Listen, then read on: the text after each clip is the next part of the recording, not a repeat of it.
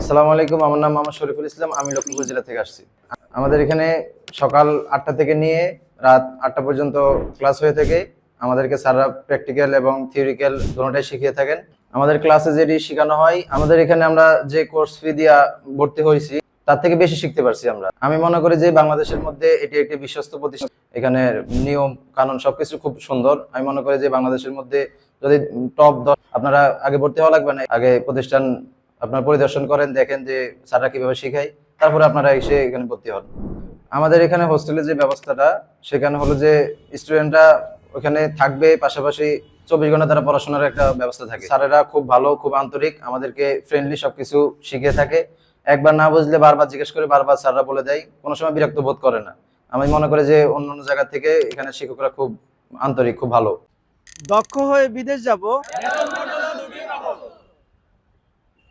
We are from